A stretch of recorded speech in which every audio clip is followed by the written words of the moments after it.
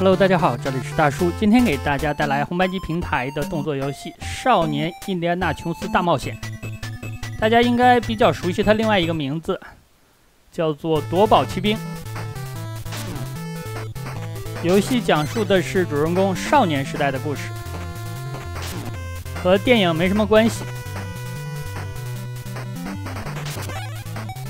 但是电影曾经出品过衍生的作品，不知道和本作的剧情是否一致。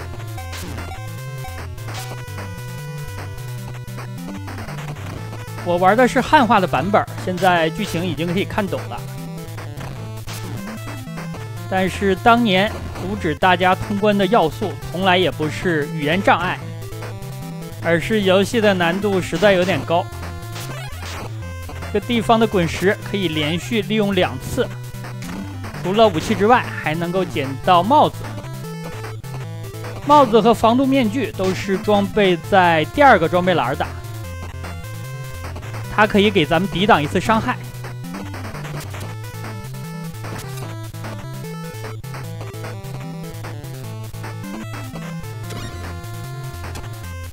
第3个装备栏是临时道具，可以把敌方的时间暂停。还有一种无敌的道具。这里是第1个小 boss， 这个小 boss 打他3下就可以。出手要有一点预判，否则他的枪扫起来面积还是很大的。游戏的关卡数量可以说是3关，因为每一个大关还有几个小的章节，基本上可以分为独狼篇、巨炮篇，还有毒气篇。在山洞里边要捡到火把，才能够照亮整个版面。但是火把是限时的呀，燃烧一会儿之后就会变暗。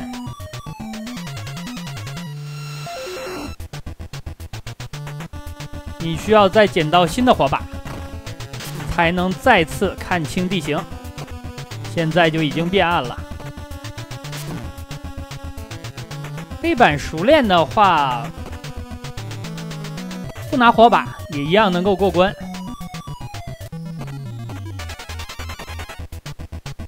地上有一个小亮点，是老鼠。我比较不理解的是，为什么老鼠一下也能够秒掉主人公啊？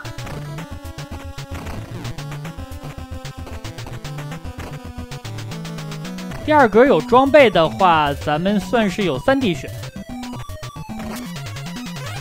其中帽子或者是防毒面具可以抵挡1次伤害，你的武器也可以抵挡1次，之后就是空手的状态了。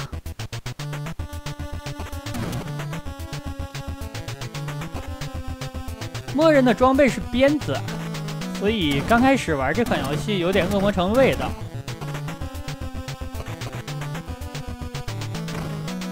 除此之外，还能够捡到手雷、石头、步枪。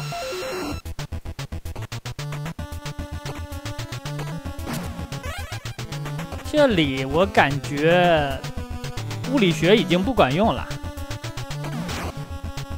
咱们的重力势能转化成石头的重力势能，反而增加了。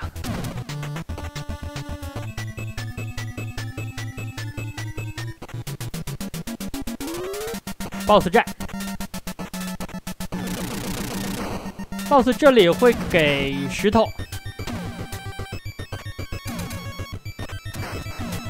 但是 BOSS 是经常移动的状态，所以不大好命中。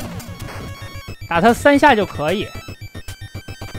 他的攻击方式就是扔炸弹，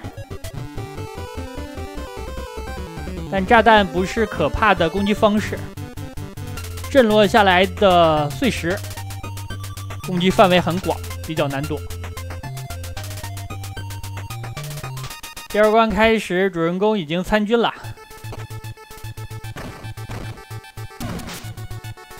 咱们就是说参军之后不发枪的吗？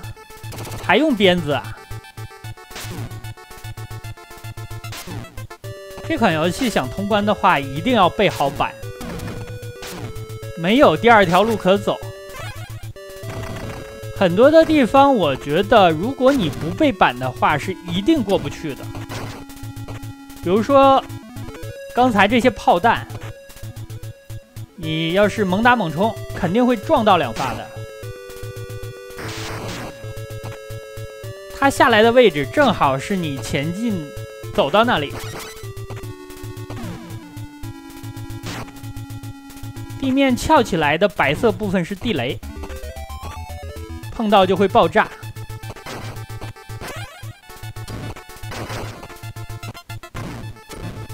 骑着摩托被炮弹炸中了之后，不用扑街的吗？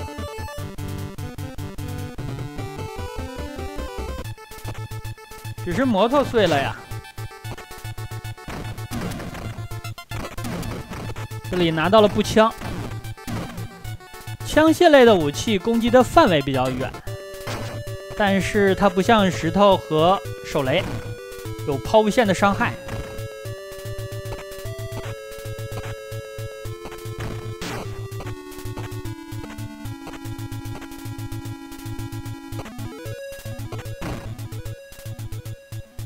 而且枪类武器的攻击力也没有手雷高。我刚才开完枪之后趴下了，我就怕对面突然给我一枪啊！我现在就等于有2滴血，被击中之后咱们的武器就丢了。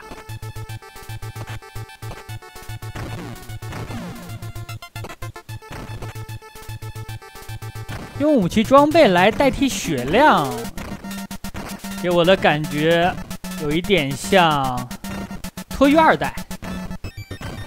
也就是所谓的穿越火线。没错，大家没听错呀，所谓的脱狱2代的原名就叫做穿越火线。这里我捡到了防毒面具，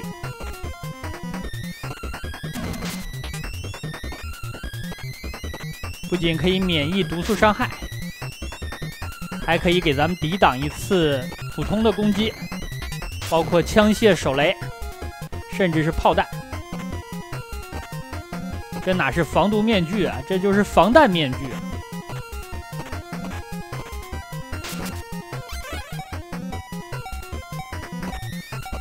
捡到了一个杂瓦鲁多，这个地方有分支，左右各有一个楼梯。右边的主要是捡到道具，捡完之后咱们还要回来的。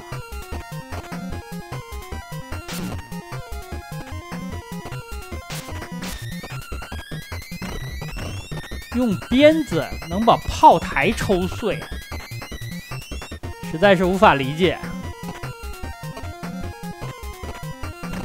这里的地图，如果咱们从坑里边掉下去，是返回上一张地图的。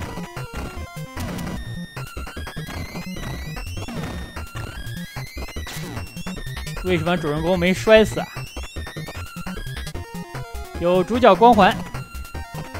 我的防毒面具丢了呀！每次被打之后有一定的无敌时间，利用这个无敌时间，甚至可以把一些 BOSS 拼下来。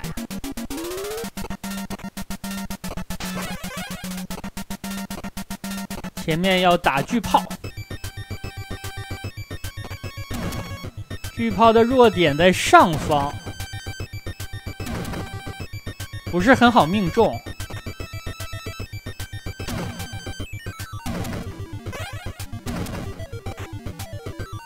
趁着挨打之后的无敌，又给了 BOSS 一下。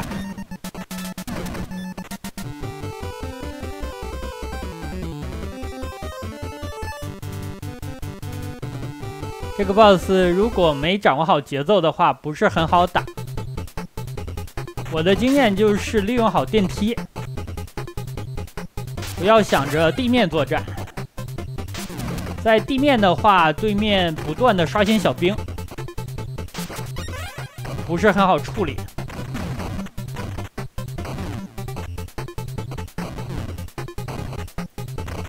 手枪的打点感觉稍微高一点。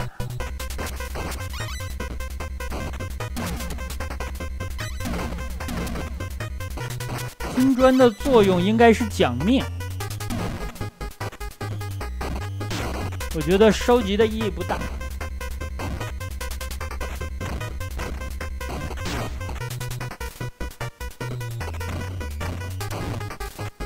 这个场景让我想起了另外一款街机游戏，叫做《罪恶城市》。中间要频繁的利用高度差。这个 BOSS 如果他不举箱子，你开枪的话是打不中他的。另外给大家一个忠告，不要离他过近。离他过近的话，他会施展快打旋风哈格尔的那招，把你抓住之后，跳得很高，然后坐下来。这里穿插了一个飞行射击的关卡，这个关卡也是有 BOSS 的。注意远方有一个飞艇。打完飞艇可以拿到副武器，向下投炸弹。这个炸弹一定要拿到，一会儿 BOSS 战有用。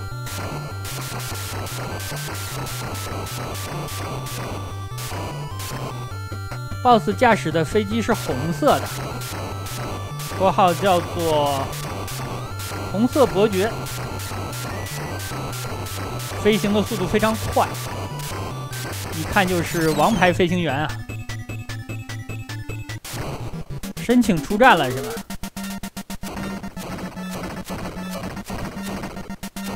穿插一会儿之后，它会停下来，在空中悬浮，这个时候是攻击它的最好的机会。利用的武器就是咱们的炸弹。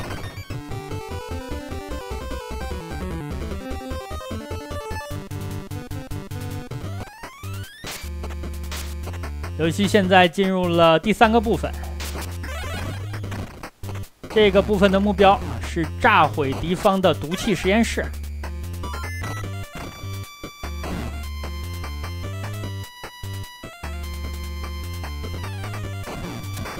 刚才那个小兵，我为什么爬得比较近了再开枪呢？我是怕他们一箭3，啊不对，怕他们2枪之后再扔一个手雷。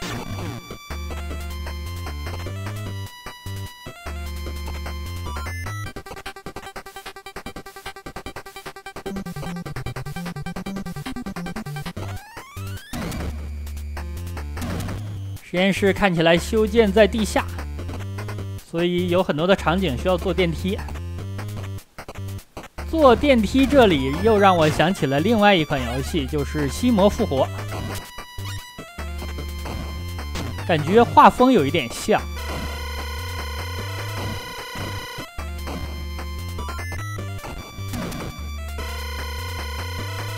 当你游戏玩的比较多，难免会见到很多熟悉的场景。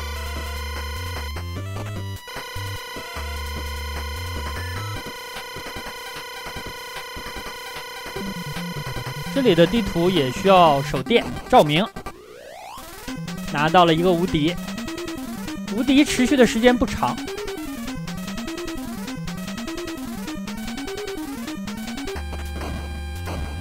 这个地方需要先毁掉开关，不然前方的门是过不去的。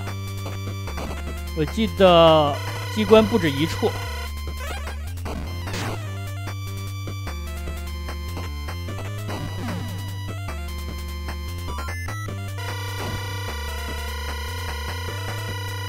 这种激光又让我想起了赤色要塞第3关。这门炮看起来比较唬人，实际上它的射程比较近啊，正好是打不到咱们的。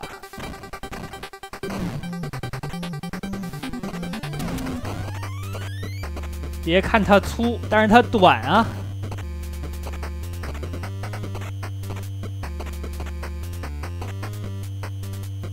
又打开了一个机关，刚才机关控制的门就在电梯的前方，这个场景又是比较暗。右面有一个坦克，这个坦克是个载具，可以抢下来的。大家想一下，像不像合金弹头啊？坦克不只能抢一次，但是每次使用的时间都不长。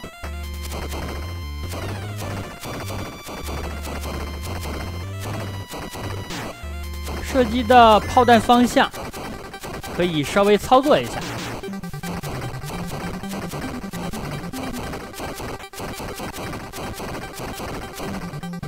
可以下车了呀！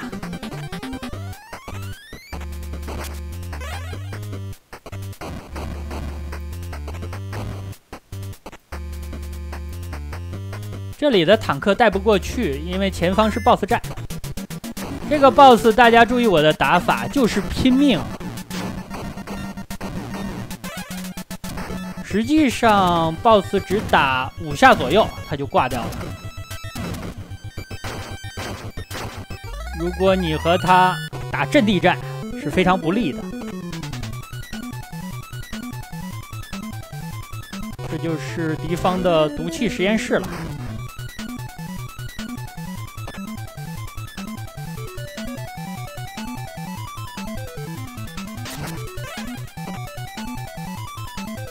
天花板上还会向下滴落毒液，这个设定有一点像人间兵器了。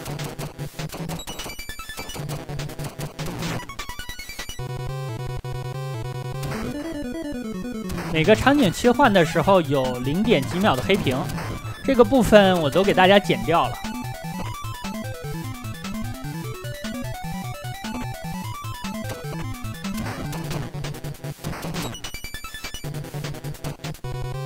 每一个位置都要慢慢的打呀，毕竟主人公是没有血条的。挨打之后损失的都是装备。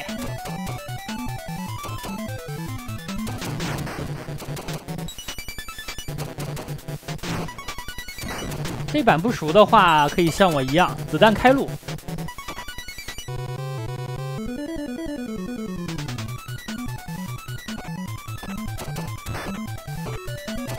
后面还有一场 BOSS 战，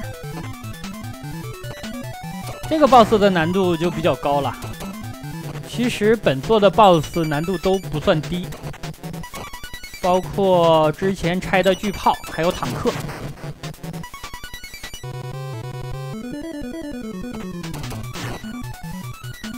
刚才敌方的这个科研人员手里拿着火把，打完了之后咱们需要带一下方向，不然火把落到地上，毒液就会燃烧起来，半天都过不去，非常耽误时间。我现在是有防毒面具的状态，刚才又给了一个。连续捡到相同道具的话，效果应该是奖命。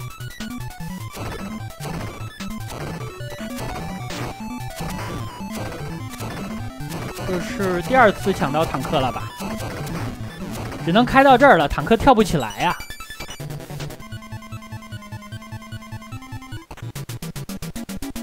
主人公在这里安放了炸弹，剧情提示还有2分钟脱出。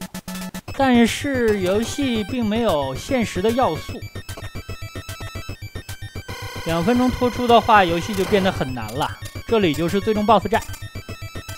最终 BOSS 2种攻击方式，一种是发射2个可以回弹的，类似于手里剑的武器，另外就是发射散弹。目前的状态，咱们就可以打它。发射散弹的时候，最好不要往上凑啊，攻击的范围太广了。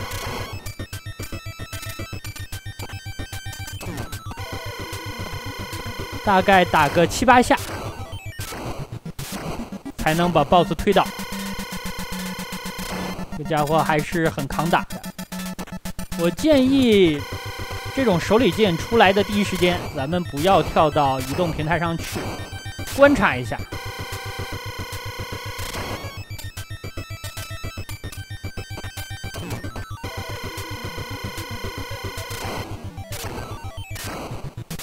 散弹的发射方式也有2种，有一种发射的比较集中，另外一种就很散了。我这个地方我跳跃按的晚了一点，被撞到了。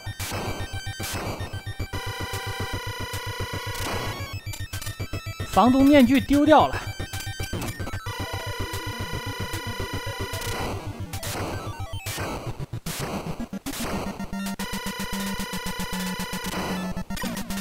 我这次空着手啊，和他拼了。最后是用拳头把 BOSS 解决的，这样的话通关。那好吧，这样一款红白机平台的少年印第安纳琼斯大冒险就给大家录制到这里，感谢汉化者的努力，也感谢大家收看，咱们下个游戏再见。